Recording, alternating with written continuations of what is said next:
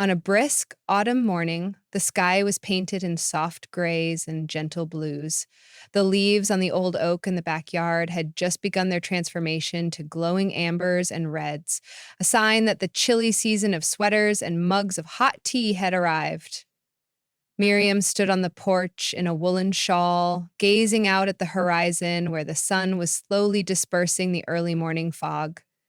A light breeze swept across her face, carrying with it the crisp scent of fallen leaves. Soon, her beloved granddaughter, 13-year-old Clara, would be here for their weekend tradition.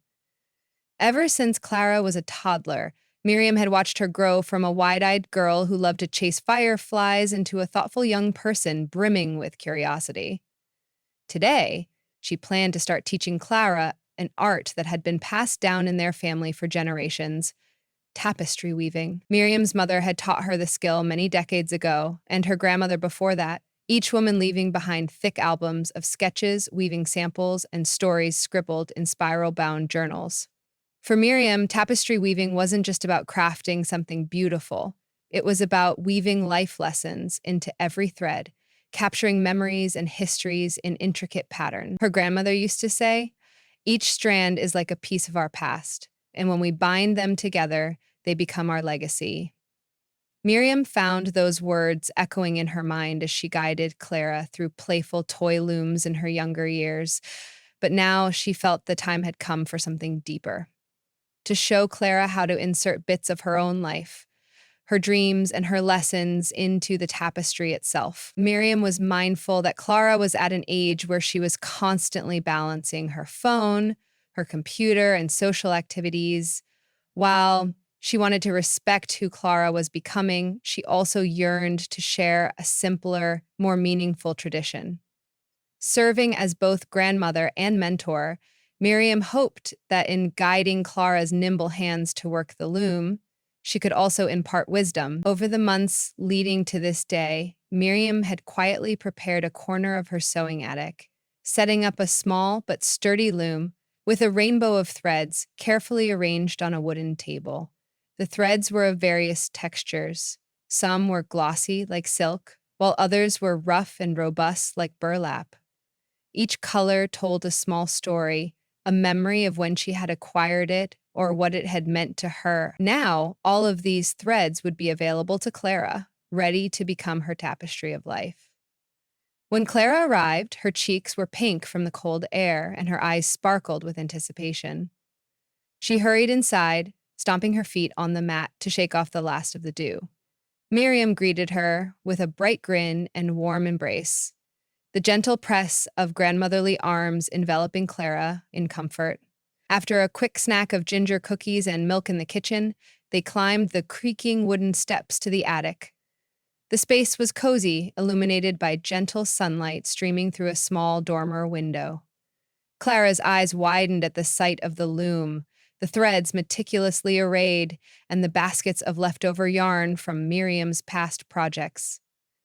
"This is amazing," Clara breathed, approaching the loom. She ran her fingers over the smooth oak frame, her thoughts drifting to all the possibilities waiting to be woven into the warp and weft.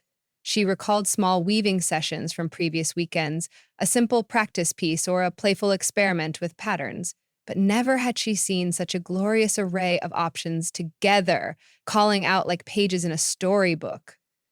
Miriam stood behind Clara, resting a hand reassuringly on her granddaughter's shoulder. "Today, we begin something truly special," she said softly.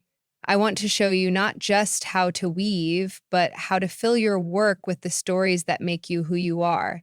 Each color you choose, each pattern you attempt, they should say something about you and the life you're living." She paused, letting the words settle.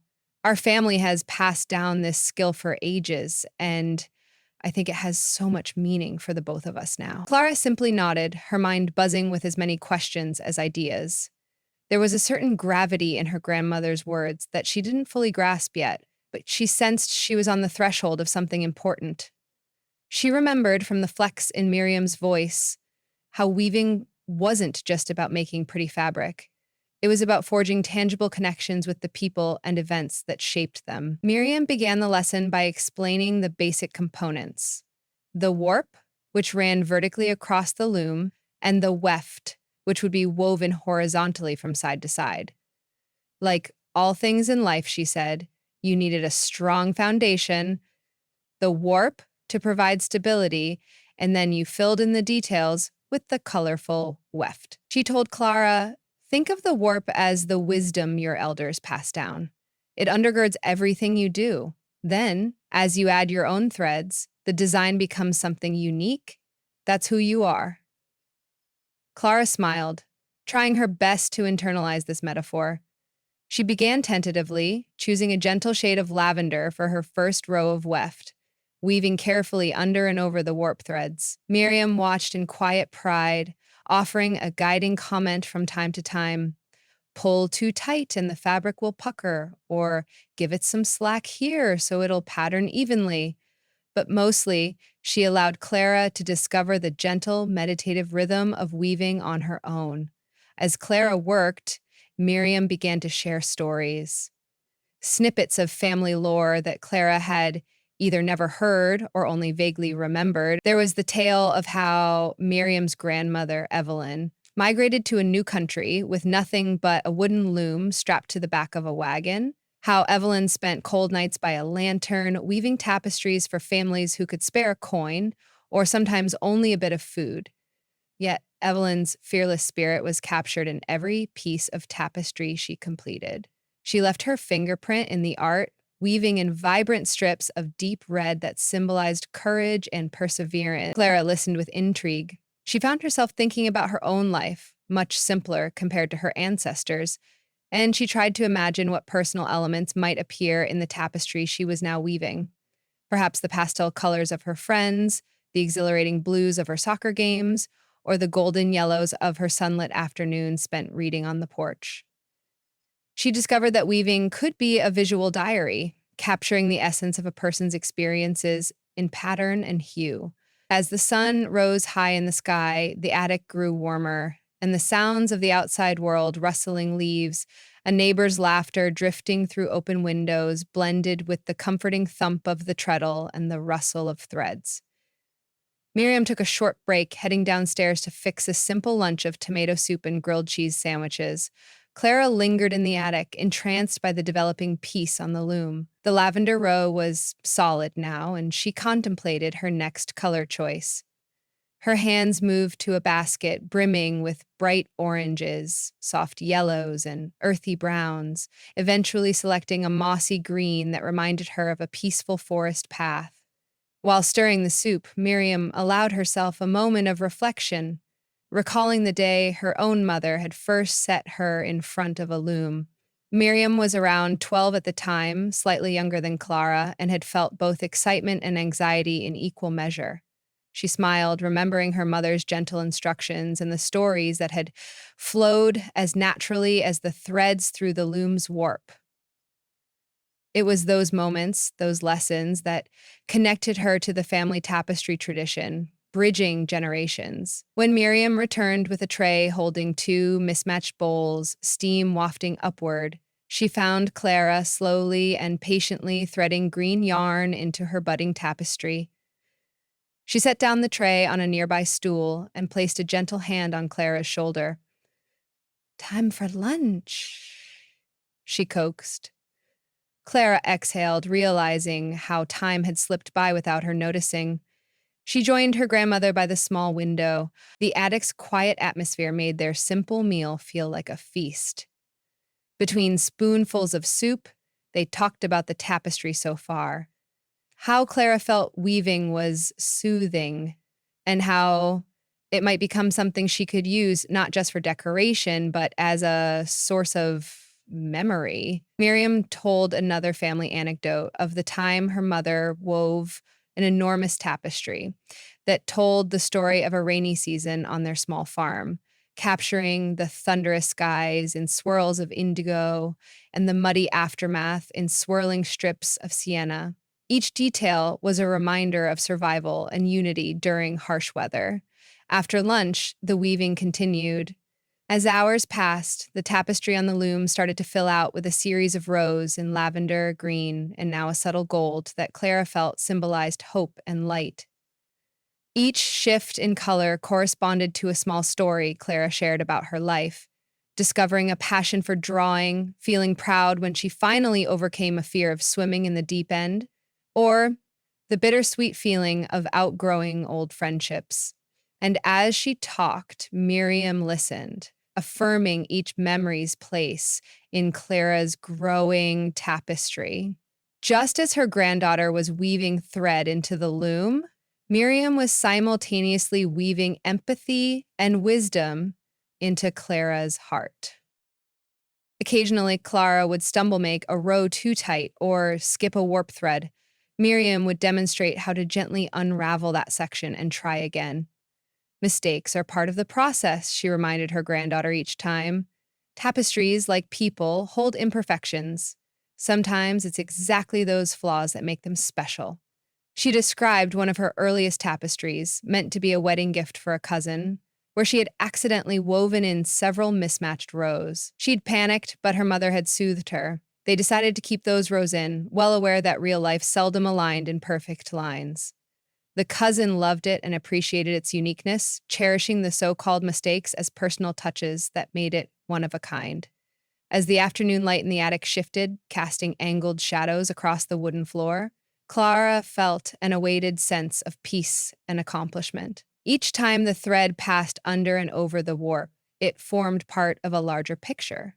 She was beginning to understand her grandmother's reflection on weaving, becoming a metaphor. Life was a tapestry of moments, some bright, some dark, some smooth, some flawed, but all essential to the fabric of one's identity. She realized that the tapestry was also a celebration of the lineage of women in her family, from her great-great-grandmother Evelyn down to Miriam and then to her, as though each woman had contributed her own color to the pattern. By the following day, Clara was up early, excitement fueling her footsteps as she hurried across the yard. Miriam awaited her in the attic, winding threads onto bobbins and making sure everything was in place for another day of weaving. Clara brought with her a few colored ribbons from gifts she'd saved over the years, ribbons from birthday presents, from her best friend's Sweet 16 party, and from a family reunion. They meant something personal, she said, each representing a different precious memory or hope. She wanted to weave them into her tapestry, to make it truly her own. Miriam's face glowed with approval. "That's a wonderful idea, my dear," she said. "That's exactly what tapestry is for, weaving in the strands of your life that matter the most." With that, Clara set to work, meticulously incorporating the ribbons. Sometimes the subtle difference in texture challenged her, forcing her to slow down and use different weaving techniques. Miriam guided her, explaining dunking the ribbons in water or gently twisting them when needed to ensure they lay flat.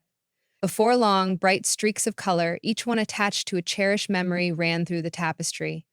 A pink satin ribbon in honor of her mother's laugh, a delicate silver ribbon from her best friend's party, and a vivid aqua piece from a set of headphones that once brought her hours of calm music.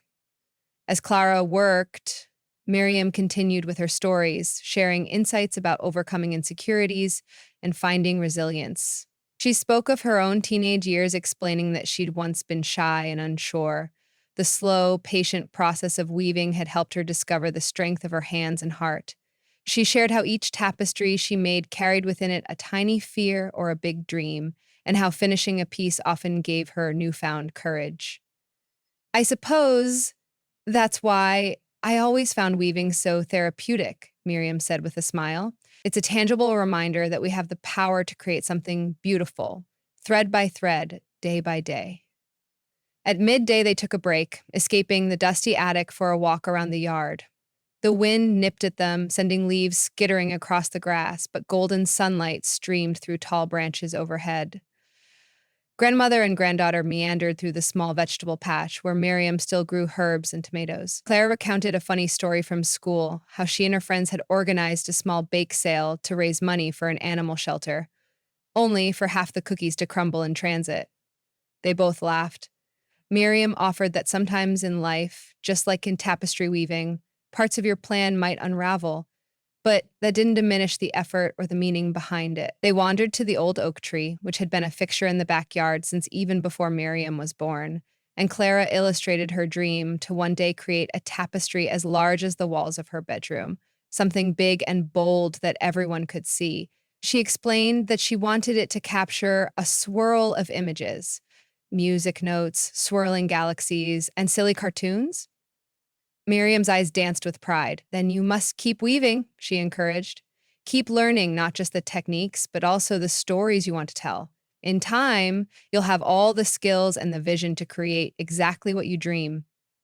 Back in the attic, the tapestry was now much larger, almost half of its intended finished size.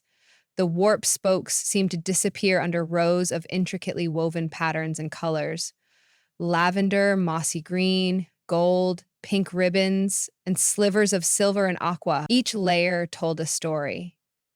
Clara found herself smiling whenever she looked at the tapestry.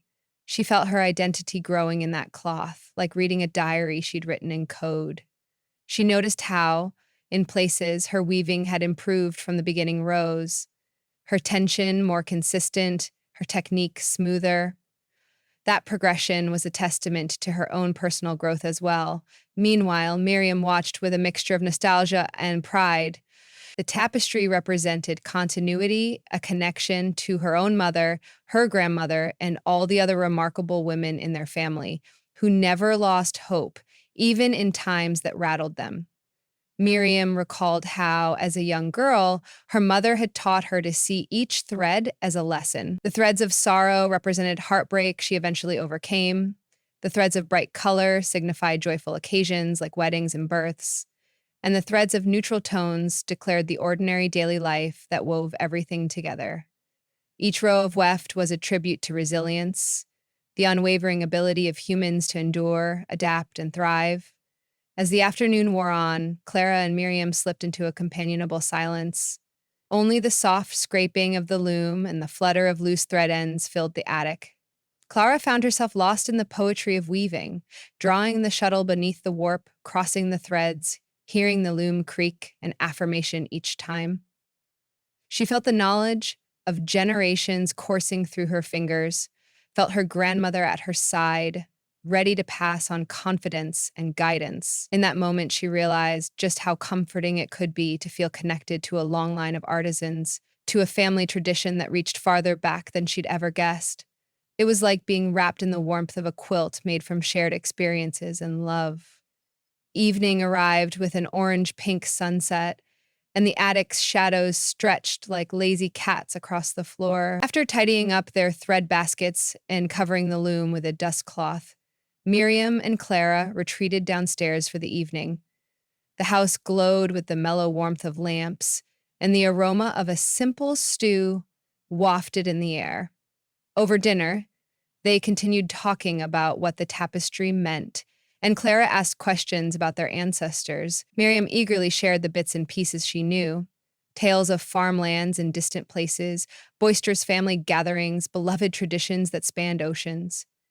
Each story was a thread in a giant tapestry that Clara now realized was still being woven. She, too, was a living part of it. When they finished their meal, Clara helped clean up, an unusual eagerness to lighten her grandmother's load. They settled in the living room, where a cheerful fire crackled in the fireplace. Miriam displayed old photographs to Clara, black and white images of women with determined eyes, wearing aprons or standing in fields, or sometimes holding looms. That night, Clara went to bed in the spare room, feeling like she was stepping into the footprints of giants, privileged to notice how each footstep held a story that was waiting to be continued. On the third day, the tapestry took on new significance. Clara decided to designate one section specifically to honor her father, who was away for work much of the time. He always taught her perseverance and a sense of wonder about the world, encouraging her to stay curious.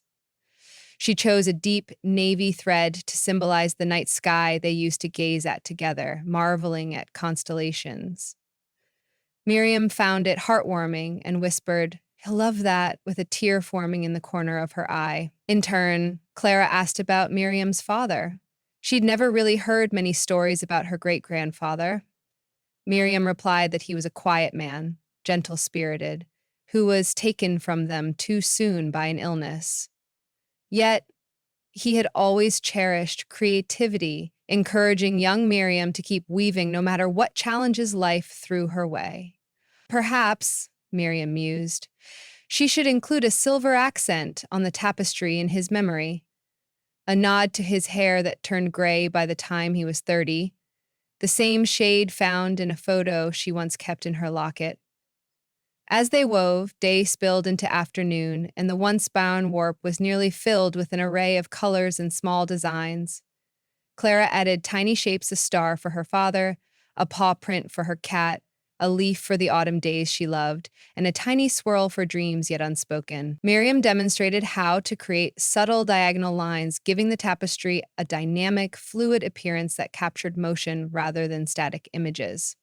Tapestry is alive, she reminded Clara. It's always telling a story that breathes and grows as you do.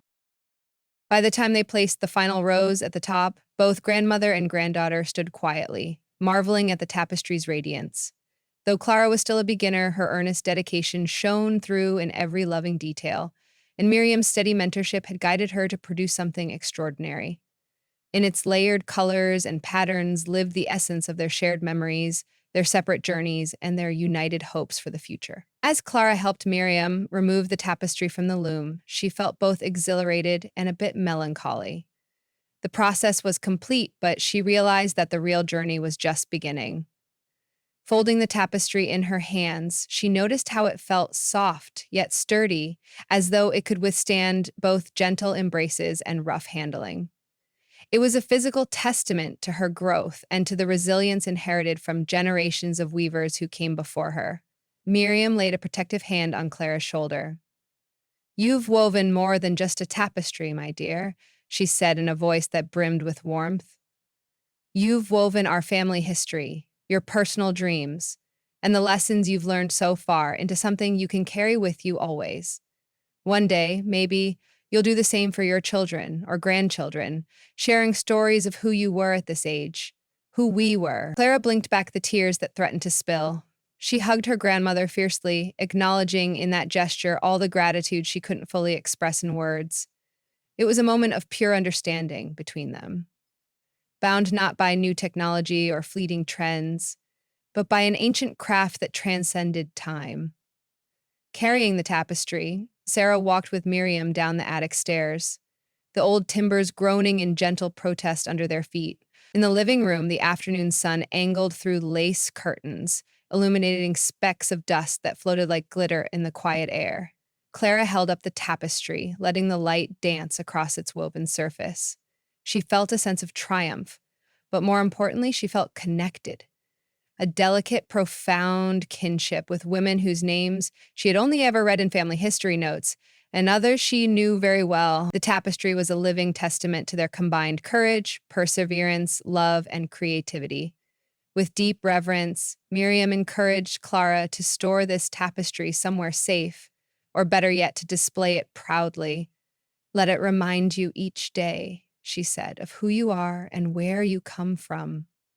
Clara nodded, realizing she'd never look at cloth and thread in the same way again.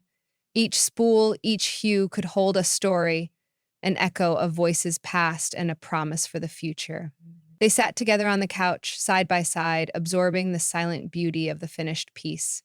There was no rush, no pressing chores to distract them. They only basked in the calm realization that they had added one more stitch to a family legacy.